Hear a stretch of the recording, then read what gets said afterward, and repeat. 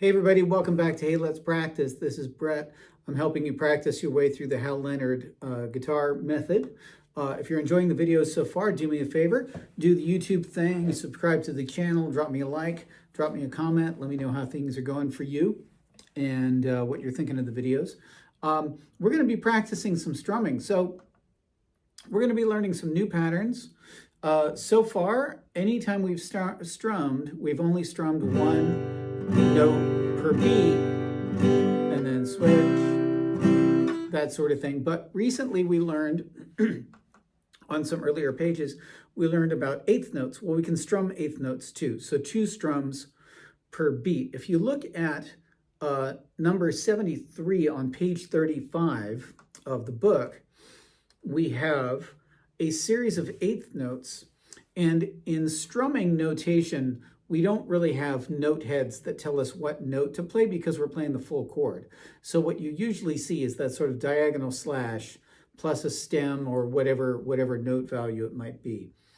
If it's a half note strum, like a 2-beat strum, then it'll be sort of a diamond shape with a stem or something like that. But in this case, we're strumming some eighth notes. Now, you may remember from eighth notes when we said 1 and 2 or something like that, the beat was a downstroke, the and was an upstroke, and the next beat was a downstroke. We're going to do that with the same way with the strumming. So if you look at the rhythm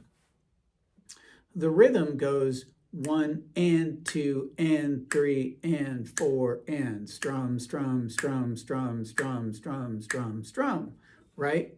So if I take that C chord and I play that first measure, I'm going to do a down strum and I'm going to do an up strum. Okay? Now, down, up, down, up, down, up, down, up, like that. One thing that I'm doing to avoid having my E string sound when I do that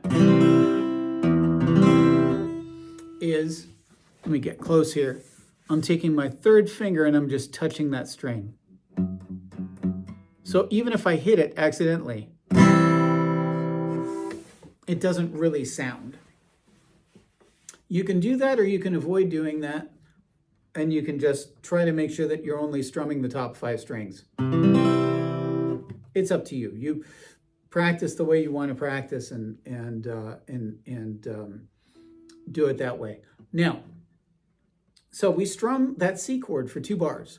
1 and 2 and 3 and 4 and 1 and 2 and 3 and 4 and now we have to switch to the G chord. I'm going to switch to a 2-3-4 G using these 3 fingers as opposed to these 3 fingers. I'm going to use these 3 because it's just easier. And I do it again. 1 and 2 and 3 and 4 and 1 and 2 and 3 and 4 and. Now, one thing I want you to think about when you're doing these, see, originally I come from a classical music background where precision and detail are incredibly important. You want to get every single little thing correct. Now, you can let go of that a little bit when you're strumming because here's a C chord, here's a C chord. I only hit 2 strings there.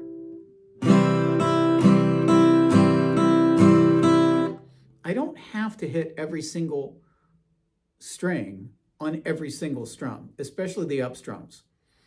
In most music where we have this kind of strumming, whether it be country or folk or rock and roll or whatever, the music is very, very forgiving. As long as you're hitting a couple of strings, you're going to be just fine. Now, here's the question. How do I go from, in the second measure, 3 and 4 and then switch in between those eighth notes to the G chord? Here's the trick. You don't. You take the last eighth note, 3 and 4, lift your fingers on the and of 4, and 1. So that second measure goes like this. 1 and 2 and 3 and 4 and 1 and 2 and 3. So if we play number 73 twice, there's a little repeat sign at the end of the exercise. We're going to end up doing that twice. At the end of the first line is going to go like this. 1 and 2 and 3 and 4 and 1, right? And at the end of the second line, and the repeat back to the beginning is going to go like this. 1 and 2 and 3 and 4 and 1. Okay? That's going to take some getting used to. But again, the music is very, very forgiving. And if you listen back to your old like classic rock records, or if you're a country fan, excuse me, if you're a country fan or a folk music fan, and you listen back to those old records, it's important to get it right, but it's not important that every single detail be exactly perfect. So if you're coming like me from a classical background, one of your biggest challenges is to let go of the idea that every single instant of your playing has to be perfect. It doesn't. What it has to be is it has to be good, it has to be right, but it doesn't have to be perfect. Okay? So let's do this really, really slowly, and I'm going to slow down at the end of the first line and the end of the second line, and we're going to take the repeat so we play the exercise twice. All right? So 1 and 2, and let's give it a try. And 1 and 2 and 3 and 4. Second measure. 1, 2 and 3 and 4. Now lift. And 1 and 2 and 3 and 4 and 1 and 2, 3 and 4 and 1 and 2 and 3 and 4 and 1 and 2 and 3 and 4 and 1 and 2 and 3 and 4 and 1 and 2 and 3 and 4 and... Okay, so again, you don't have to do this across all 6 strings on every single strum. So take it easy, be very forgiving with yourself. You're going to get to the point where this starts to feel pretty easy, but at first it might take a few reps. So do it very, very slowly. Put in some earbuds and, watch your favorite TV show and just go back and forth. Jugga, jugga, jugga, jugga, jugga, jugga, jugga, jugga, jugga. Okay, now let's take a look at number 74. Now we start each measure with a quarter note, which means we don't strum on the and of 1. But still, beat 2 is a downbeat. So when it says miss, what it means is I'm going to strum down, but then on my up, I'm not going to hit anything. And then on 2, I strum again, right? So the first measure, oh, I'm sorry, I'm on the wrong chord. It should be on G chord. So 1 and 2 and 3 and 4 and 1, 2 and 3 and 4 and 1, 2 and 3 and 4 and D7, 1 and 2 and 3 and 4 and 1. Now if you're listening carefully, when I played that D7 chord, my and of 4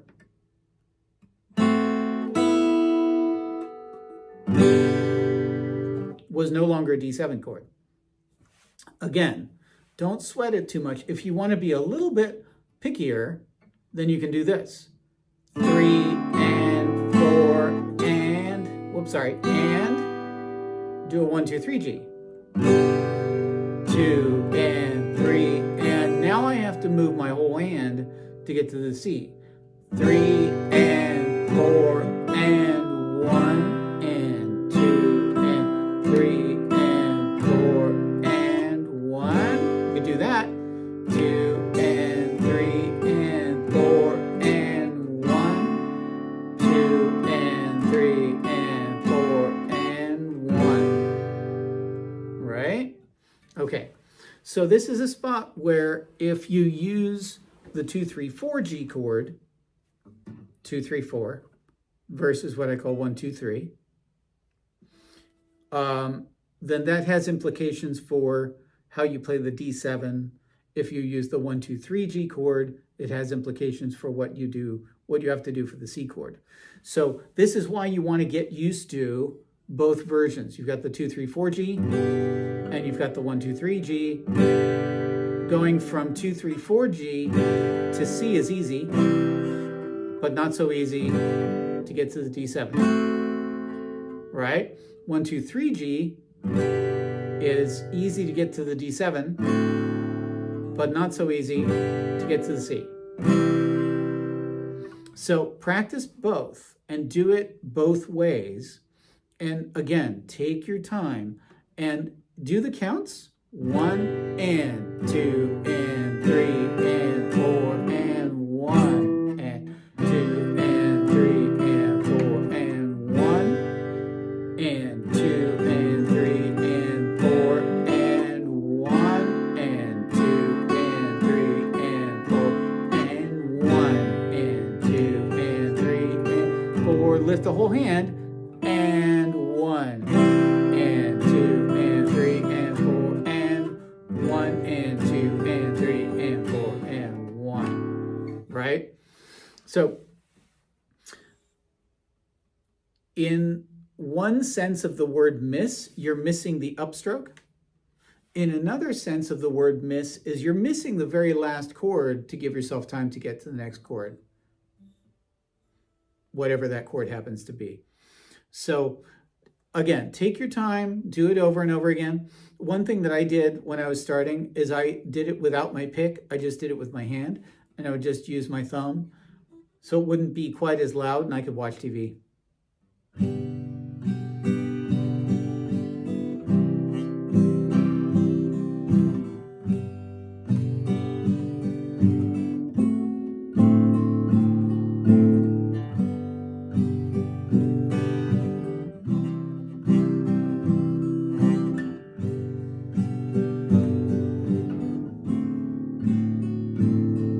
And so forth, right? So this sort of strumming is easy to practice if you can do it sort of absent-mindedly along with a streaming show on the internet or whatever. Okay, last exercise for today. Very, very similar idea, except we're missing on the end of 1 and the end of 3 because we're saying we've got a quarter note, 1 and 2 and 3 and 4 and 1 and 2 and 3 and 4 and 1 and 2 and 3 and 4 and 1 and 2 and 3 and 4 and 1. Now, one final trick to go from this G chord to the C chord is on that upstroke. I'm moving these 3 fingers, but I'm leaving this in place. That's still the G chord right there. And then I put these in place. Whoops, sorry. So I go from the G chord.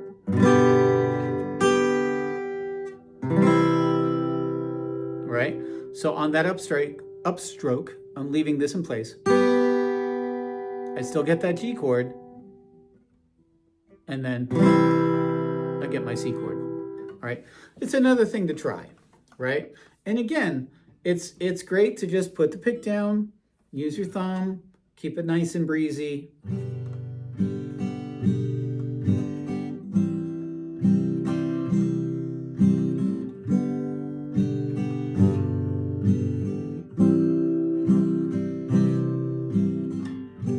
Now, if you use this G, you can't do that because you have to move all 3 fingers.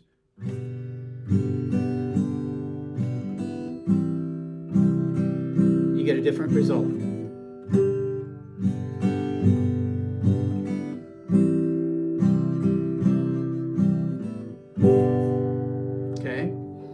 So if you use a pick, you'll get one result. And if you just use your thumb, get a different result. But in the final analysis, you're just practicing going between different chords and different chords and different chords. So just take these three exercises and just play them over and over and over again. Take your time with them and just kind of like do what we call noodling. You're just absent-mindedly going from this chord to this chord to this chord to this chord to the whatever. Just back and forth and back and forth and back and forth and sort of find those shapes.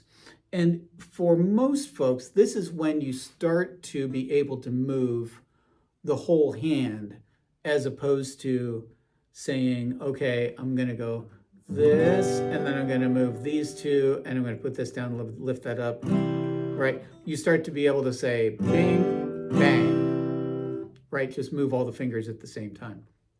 So, okay, there was a lot in this video. Hopefully you stuck through the whole time. Really, really appreciate it if you did. And again, just have fun with it. Take your time, be patient. Make up your own strumming patterns. Put quarter notes on beats 1 and 2 and eighth notes on 3 and 4, or something else, whatever you feel like doing. Or listen to a song that you like and try to figure out what their strumming pattern is. And if you figure it out, try to do that with these chords. All right, good luck, have fun with it, and I'll see you in the next video. All right, bye-bye, folks.